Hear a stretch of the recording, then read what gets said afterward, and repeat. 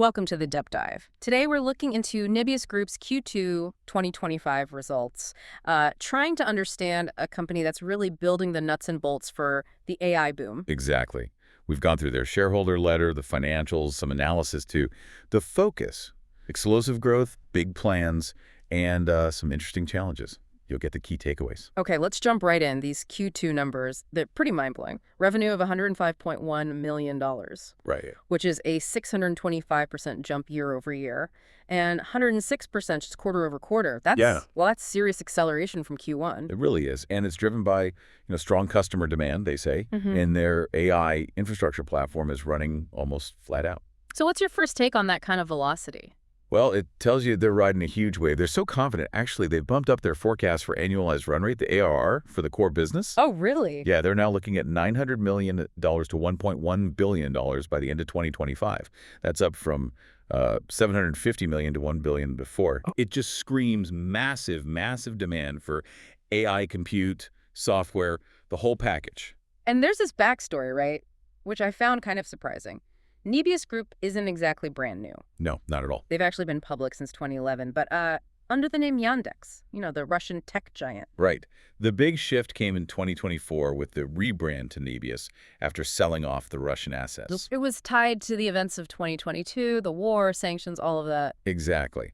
And the stock, as Nebius, started trading again last October 21st, 2024, around $20 a share then. And now it's near $69. Yeah, something like that.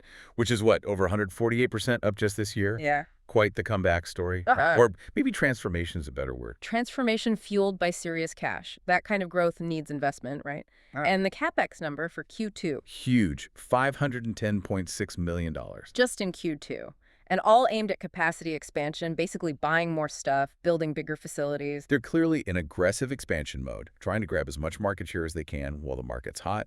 It's a land grab, like you said. And the scale they're aiming for. They're talking 220 megawatts of connected power by the end of this year, 2025. Right. That includes power that's active and power that's basically ready for GPUs to be slotted in. But then, get this, they're targeting over a gigawatt by the end of 2026. A gigawatt. It's immense. We're talking small city levels of power purely for AI infrastructure. It really signals their global ambition. So that power target, it feeds into a wider global strategy then. Absolutely. It underpins this big expansion of their physical footprint. They have 5 sites now, active ones. Okay. But the plan is 7 AI clusters across 6 countries by the end of 2025. So Europe, the U.S., the Middle East. Spreading their bets geographically. Exactly. And positioning themselves as one of the biggest independent players building this AI infrastructure, not tied to the big cloud giants necessarily. Can you give us some concrete examples? Where are they actually building? Sure. So in the U.S., they launched a data center in Kansas City back in April. And there's a new one coming online in Vinefield, New Jersey. That's supposed to be ready by the end of the summer. That New Jersey one sounds significant. It is. It's bringing 100 megawatts online this year and then another 100 megawatts in 2026. So a big push into North America. And elsewhere. Europe, Middle East. Yep. They're beefing up their finished data center, adding about 75 megawatts there. And they've announced completely new centers in the UK and Israel. Ah. The UK one is interesting. They're expecting to have NVIDIA's new Blackwell Ultra GPUs running there by Q4 this year. So cutting-edge tech in strategic locations, it seems like they're covering the key bases. That's the idea. Serving global demand, but also maybe playing into things like regional data rules, like data sovereignty in the EU. Right. Okay. So loads of spending, massive expansion. But what about profit? There's this kind of paradox mentioned. Yeah, it's interesting. The core AI infrastructure business itself, it actually hit positive adjusted EBITDA faster than they thought it would. Which sounds good. It is good for the core operation. But the Nebius Group overall still reported an adjusted EBITDA loss, $21.0 million. Okay, even though that loss is smaller than last year, like $37 million better? Exactly. It's improving, but still a loss. And the reason is pretty straightforward. It's that massive investment we just talked about. The CapEx. Buying GPUs, building data center. Precisely. It's a deliberate strategy to spend big now to scale up fast and win market share. You have to separate that from the underlying health of the core business, which seems strong. So that big net income number they reported, the $584.4 million, that wasn't from selling cloud services. No, That's key. That was mostly a one-time gain. It came from revaluing investments linked to the Yandex spinoff. It's not operating profit. Got it. So accounting gain, not operational cash flow. Right. But importantly, their operating loss held steady at $111.2 million, which, given the spending, suggests the core business is getting more efficient. It's a trade-off. Spend now for dominance later. A big bet on the future, for sure. Okay, let's shift from the financials to the actual tech. What are they doing on the product side? Any cool innovations? Yeah, they're definitely not standing still. Performance is a big one. They've really tweaked their clusters for speed and scale. How so? Well, they did well in standard benchmarks like ML Paris training.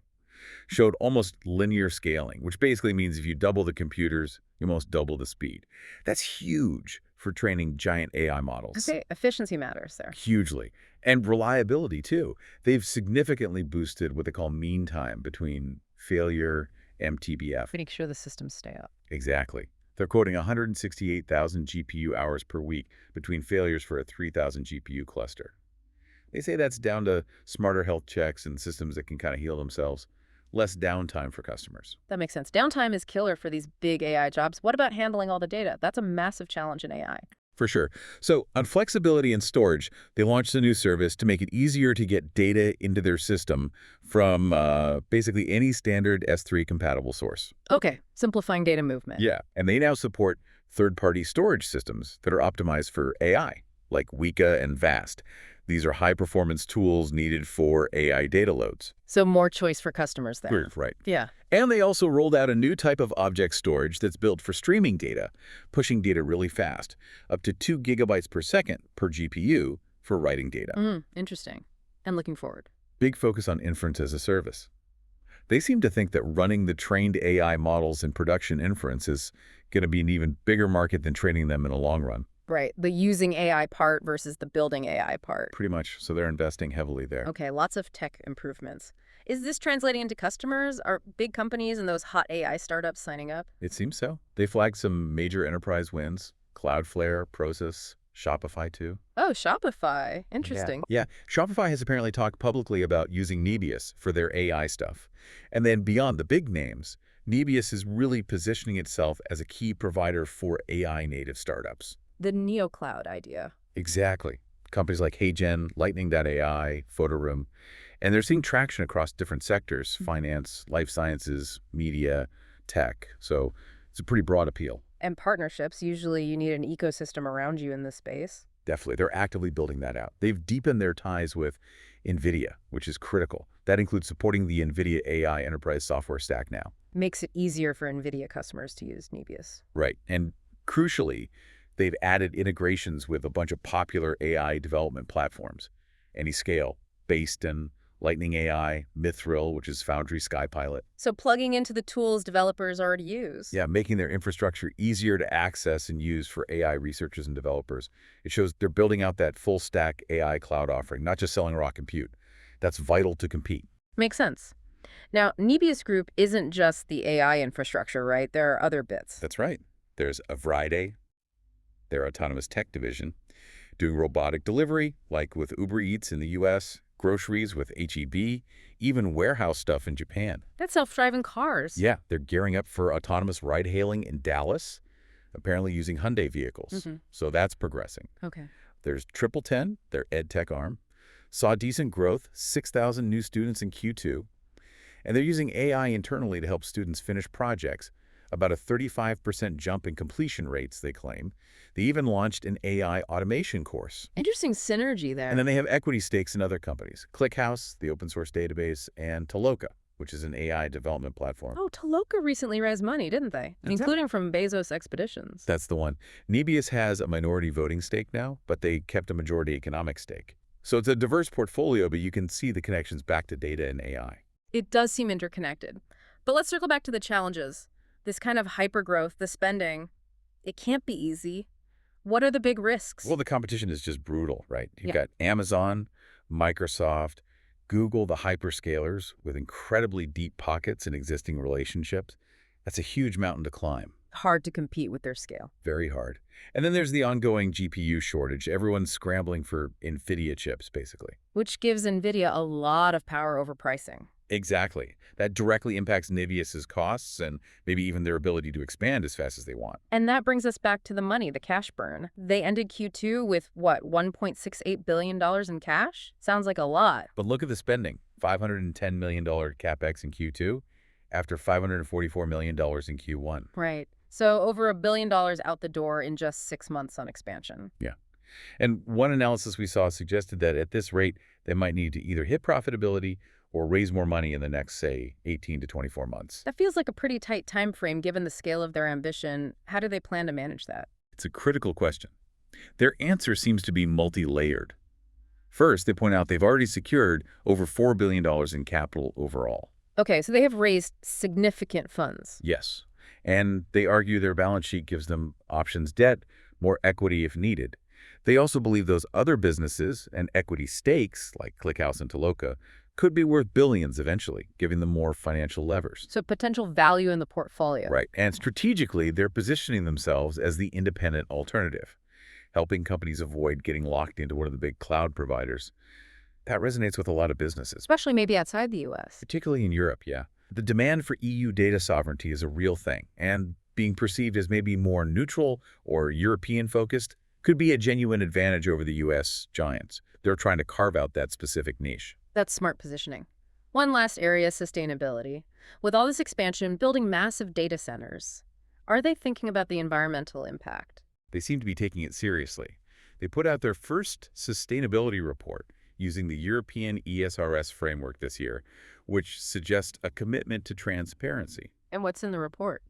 They actually frame sustainability as a competitive advantage. For instance, they claim about 20% lower total cost of ownership, partly due to efficiency gains. Their custom servers saved 10 gigawatt hours of energy. Okay, so efficiency helps the bottom line and the environment. Exactly. And that Finland data center is a really interesting example. It captures waste heat and provides something like 65% of the local town's heating needs. Plus, it uses cooling that doesn't rely on water or refrigerants. That's pretty innovative. It is. And they state that 94% of their electricity comes from low-carbon sources. Their overall emissions intensity, they report, is very low for the tech sector, around 0.04 tons of CO2 equivalent per megawatt hour. So it's definitely part of their narrative and seemingly their operational strategy. So putting it all together, Nebius Group is just a really fascinating story right now. Explosive growth, huge ambitions in AI infrastructure, navigating fierce competition, huge spending, all while emerging from that Yandex past. Absolutely. I think at the end of the day, the core challenge for Nebius is that balancing act. Can they maintain this hyper-growth and the massive spending required while also finding a clear path to sustained operational profit that isn't just from one-off gains? Right. Their ability to keep innovating, keep winning those big customers, and scale efficiently against the giants. That's going to be the key thing to watch. They've laid a really impressive foundation, but now they have to prove they can build the whole house sustainably. It really makes you think, as AI gets woven deeper into everything we do, what other companies like Nebius, maybe less visible ones, are out there quietly building the essential plumbing for our future? And what do their stories tell us about where tech is really heading? Something to ponder.